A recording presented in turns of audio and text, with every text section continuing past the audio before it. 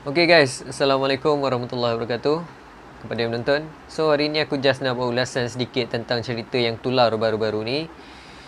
Okay, so cerita apa? Cerita tentang ambulan tanpa pemandu. Okay, sebelum aku meneruskan aku punya ulasan malam ni, aku just nak buat disclaimer. Okay, so cerita ni just aku punya pendapat ataupun aku punya pandangan je lah. So korang jangan ambil serius, korang jangan kalau ada apa-apa tu, aku dah disclaimer, okay? Okay, so guys, cerita tentang ambulan tanpa pemandu. Ambulan tanpa pemandu. Aku pun tak tahu kenapa aku nak buat ulasan tentang cerita ni. Mungkin salah satu faktor dia sebab cerita ni berlaku dekat kawasan aku. So, kat mana? Kat Kuala Rompin. So, aku rasa terkesan lah apabila cerita macam ni muncul kat kawasan aku ni kan.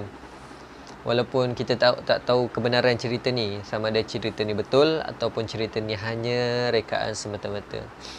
So, apa yang aku dah dapat, aku dah buat research, aku try Google, aku try cari kat Facebook kan.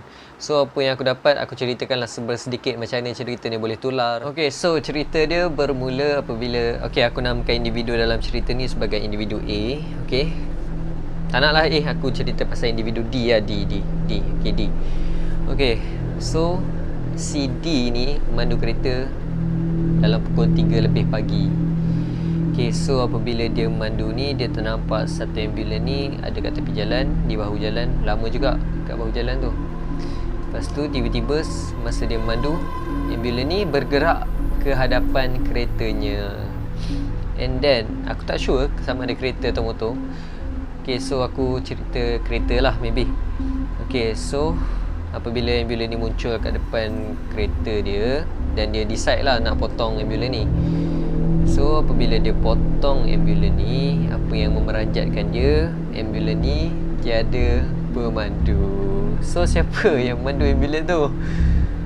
Okay, lepas dia dah potong tu, dia dah tengok tak ada pemandu. So dia decide nak pecut lah. Dah, siapa tak cuak kan masa tu? Kalau aku kat situ aku cuak. Okay, so dalam screenshot WhatsApp tu kan, mereka ada cerita tentang mereka dah hantar gambar ni untuk buat report. And then polis dah mengesahkan bahawa ambulan tu dah dilupuskan pada tahun 2013. Dan pemandu yang memandu ambulan tersebut meninggal kerana kemalangan. Tapi ada tapinya. Tapi lepas beberapa hari video ni tular, bukan video, cerita ni tular, kisah ni tular, ada beberapa individu ni menyatakan kebenaran tentang kisah ambulan ni. So, apa kebenarannya adalah ambulan ni merupakan ambulan daripada Hospital Bentung. Okay, Hospital Bentung, dan masih lagi digunakan.